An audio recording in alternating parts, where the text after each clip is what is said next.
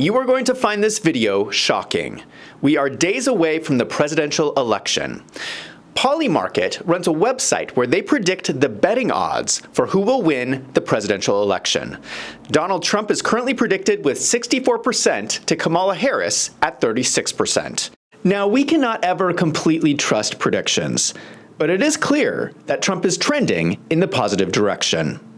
Now, the mainstream media is not telling you what is really going on. I believe there are 10 key moments that determine the outcome of this election. I'm going to walk you through these moments so that you can understand how we got to this point. And what is going to shock you is that it is the Democrats' own fault that they are losing this election.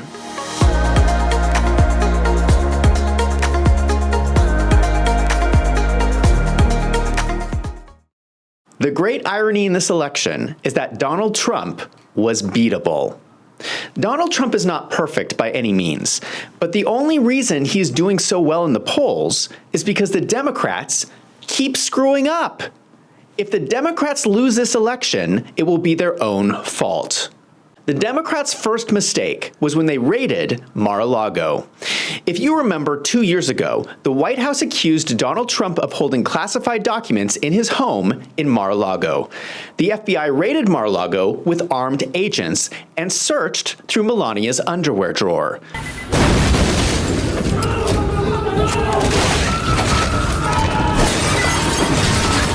This was such an unprecedented move that it shocked the nation. This was a sitting president raiding the home of his chief political rival. This is when people started using the phrase banana republic to refer to Joe Biden's presidency. When people started looking at the case, they also found the justification extremely flimsy. Donald Trump's lawyers were already negotiating with the National Archives about how to handle the documents, which makes an armed raid seem really uncalled for. Then it turns out that Joe Biden was also keeping classified documents in his garage. So now there were parallel investigations into classified documents for both Joe Biden and Donald Trump. Now let me just put something out there. If the president is committing a crime, maybe he shouldn't raid the house of his opponent for the exact same crime. I don't know, but maybe that's just not a good idea.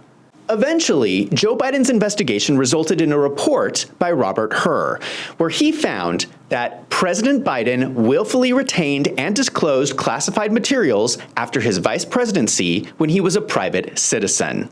But the government declined to prosecute Joe Biden because he was a sympathetic, well-meaning, elderly man with a poor memory.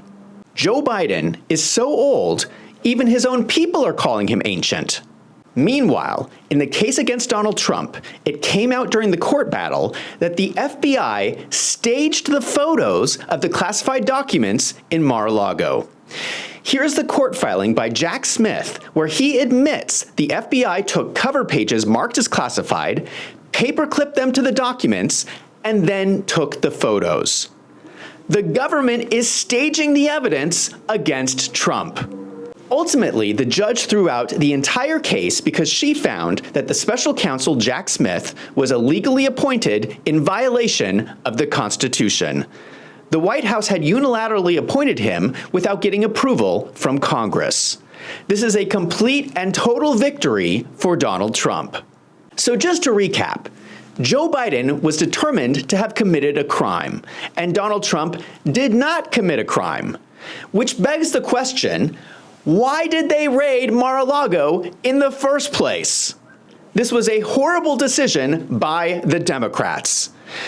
I will tell you personally that this was the moment that woke me up. The raid on Mar-a-Lago was the moment that I started covering politics on this channel because I was so frustrated that no one was talking about all the corruption.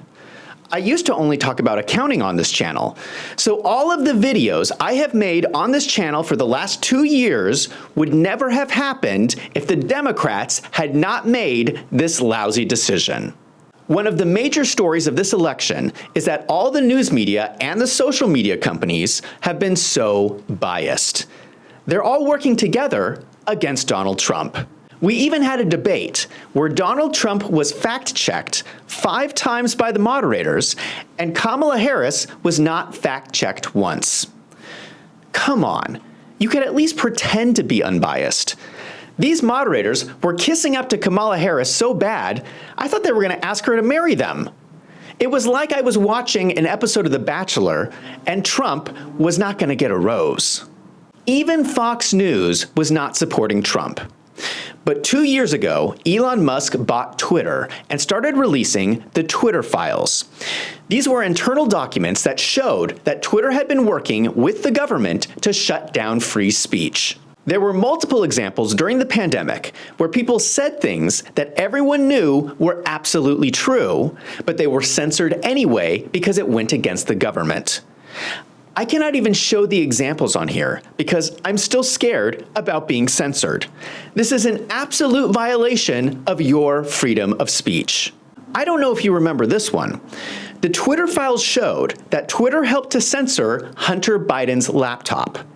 Before the laptop even came out, Twitter participated in exercises with the intelligence agencies, practicing how they were going to censor the information. For the life of me, I still cannot understand why Hunter Biden is still not in jail. If any of you had done a fraction of the things we have all seen from the videos on his laptop, you would probably be in jail for the rest of your life. So without Elon Musk buying Twitter, a lot of the truth about the election would not have come out. Once again, this is a horrible look for the Democrats because they have become the party of censorship. Rather than discuss differences in policies, the Democrats just want to silence you. And Americans hate that. I think people call this reverse psychology, where people want to do the thing they're not allowed to do. I'm surprised the Democrats have not heard about this before. Don't try to tell an American they can't do something, because they will move heaven and earth just to make it happen. Just to emphasize this point, a brand new survey ranked free speech as the second most important issue for Americans in the upcoming election. The number one issue was inflation, of course, but free speech beat out healthcare, abortion, crime, and immigration. Americans hate censorship. So I don't understand why the Democrats are embracing it. In a decision that shocked everybody, Tucker Carlson was fired from Fox News. Tucker Carlson was not only the #1 rated show on Fox News, he was #1 across all of cable news.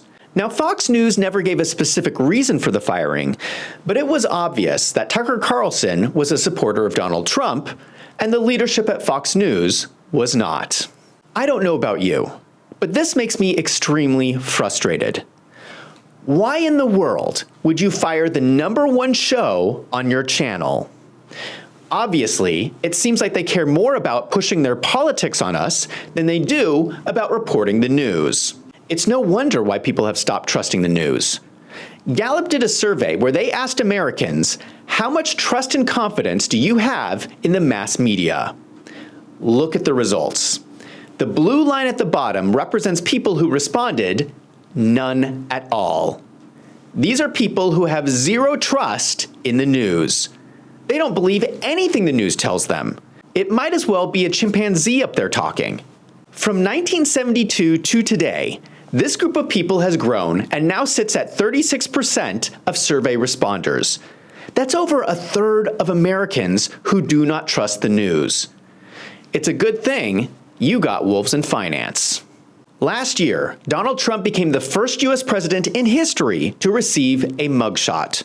In yet another example of the many court cases against him, Fulton County District Attorney Fani Willis charged Donald Trump with racketeering charges. She accused him of trying to steal the 2020 election and booked him at the county jail. Like the other cases against Trump, this case has also fallen apart because the prosecutor was sleeping around. I can't believe what a disaster this case has been. If you're going to prosecute a former president in a historic RICO case, maybe you should not be running around and sleeping with your attorneys. I'm just saying. It turns out that the prosecutor in the case, Nathan Wade, was Fani Willis's boyfriend. Fani Willis was accused of corruption because she paid Nathan Wade with taxpayer dollars to take her on vacations to the Bahamas, Aruba, Belize, and Napa Valley. I can't believe this. How is she going on so many trips? It seems like Fani Willis takes more vacations than Joe Biden. And that's pretty hard to do. The case is still ongoing, but is currently being held up, waiting on appeal. The defendants wanted Fani Willis removed from the case because of the corruption with her boyfriend. The judge determined that Nathan Wade had to be removed, but Fani Willis could remain on the case. The defendants, of course, appealed this decision, and the appeals court has agreed to hear the case after the election. Once again, it was a horrible decision by the Democrats to use lawfare against Donald Trump. If you take all the cases against Trump and you add them all up, his total prison time would be 700 years. 700 years! Now, does anyone really believe that Trump belongs in prison for 700 years? Everyone can see that these cases are silly and it looks like malicious prosecution. People have even proudly starting to announce their support for Trump by saying, "I'm voting for the convicted felon." If the left can forgive Bill Clinton for cheating on his wife, then I can vote for Donald Trump, a convicted felon. If the left can slap Hillary Clinton on the wrist for making up lies about Trump and Russia colluding, then I can vote for Donald Trump, the convicted felon. If Biden, Obama, and Clinton can illegally spy on Trump, then I can vote for Donald Trump, the convicted felon. You see, the left thought that convicting Trump and making everyone say convicted felon repeatedly would damage his reputation. All they did was unite us even more and show us just how far they were willing to go to win. Here's something that a lot of people don't realize. There are a lot of felons in the United States. People with felony convictions account for 8% of the overall population and 33% of the African American male population. That is a lot of people, which means that you might know someone who is a felon. You might have someone in your family who went to prison. People are relating to what Donald Trump is going through. The fact that all the cases against him seem corrupt make him even more relatable. This one is wild. The Supreme Court of Colorado removed Donald Trump from the ballot in Colorado. They decided that he was responsible for the protests at the Capitol, and that made him ineligible to run for president. So if you lived in Colorado, you were not going to be able to vote for Donald Trump for president. People were outraged. They wanted to know why they couldn't just vote for the person they wanted to. But no, these judges decided they were going to tell you who you were allowed to vote for. And they weren't the only ones. Maine's Secretary of State unilaterally decided to remove Donald Trump's name from Maine's ballot. A judge in Illinois also removed Donald Trump from the Illinois ballot. But the U.S. Supreme Court stepped in and overturned the Colorado Supreme Court, which ended all the other court cases as well. They said that Colorado judges could not remove a presidential candidate from their ballot. I think this makes the Democrats look really bad. The whole point of a democracy is that you're supposed to be able to vote. That's the whole point.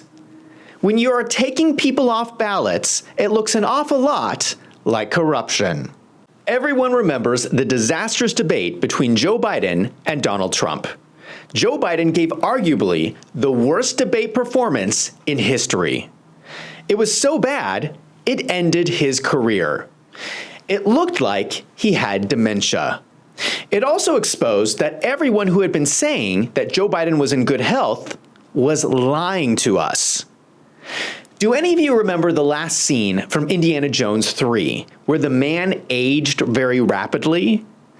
That's what I think of every time I see Joe Biden. It's like we're watching him age in real time. Now, Kamala Harris claims she never noticed there was any issues. I can see it's an issue. Why can't Kamala see it's an issue? When did you first notice that President Biden's mental faculties appeared diminished?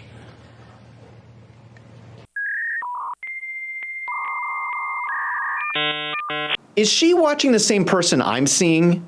I mean, my goodness. I'm not sure Joe Biden can tie his own shoes, let alone run the country.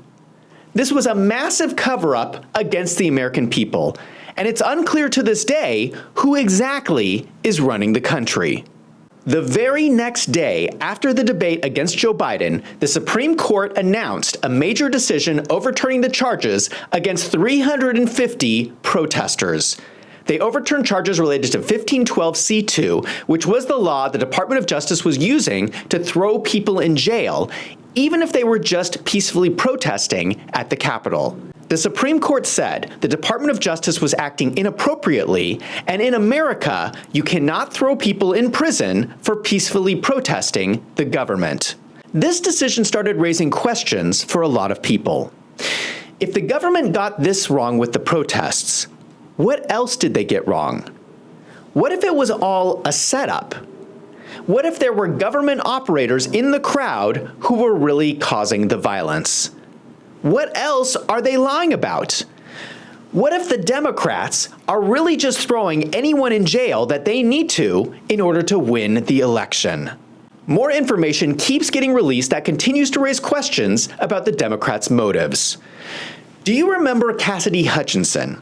She is the person who testified that Donald Trump fought off Secret Service agents to grab the steering wheel of the SUV he was riding in. The Secret Service immediately disputed her testimony.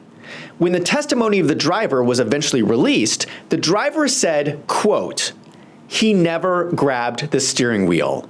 The situation gets worse because just this week, a handwriting expert determined that a note that Cassidy Hutchinson testified under oath that she wrote was not in her handwriting. Here is her testimony. Have you seen this note before? That's a note that I wrote at the direction of the Chief of Staff on January 6th, likely around 3 o'clock. And it's written on a Chief of Staff note card, but that's your handwriting, Ms. Hutchinson? That's my handwriting.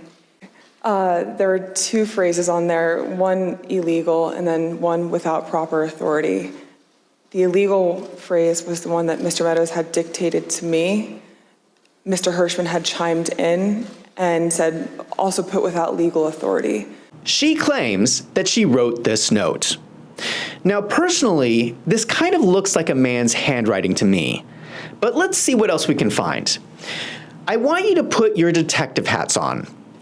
Let's look at a sample of Cassidy Hutchinson's actual handwriting. Now, I'm no handwriting expert, but what do you think? Can you see any difference between these two handwriting samples? Let me know in the comments down below. Now, I don't want to get sued, so I cannot say for sure that Cassidy Hutchinson committed perjury. But I'm going to be reading your comments to see what you think. I think that Cassidy Hutchinson is a liar. It seems like such a blatant lie. It makes me wonder, what else is she lying about? It makes it seem like the whole investigation by the January 6th committee was a lie. In fact, when the committee disbanded, most of the evidence that was not already included in the final report was destroyed.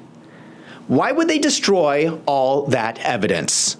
Were they worried that it would contradict what they were claiming? But Cassidy Hutchinson is not the only person who was lying. Listen to what Kamala Harris had to say. I was at the Capitol on January 6th. I was the vice president-elect. I was also an acting senator. I was there. And on that day, the president of the United States incited a violent mob. But it turns out that she was not there. Here is video of Kamala Harris leaving the Capitol building at 11:20 a.m. The breach of the outer barriers at the Capitol did not happen until 12:54 p.m., almost an hour and a half later. She was not at the Capitol during the protests. She was never in danger. She was not even attempting to participate in the joint session that was going on. Why is everyone lying about what happened that day?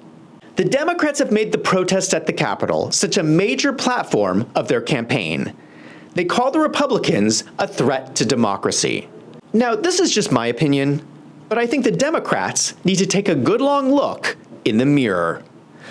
They're the ones doing things like destroying evidence and lying under oath.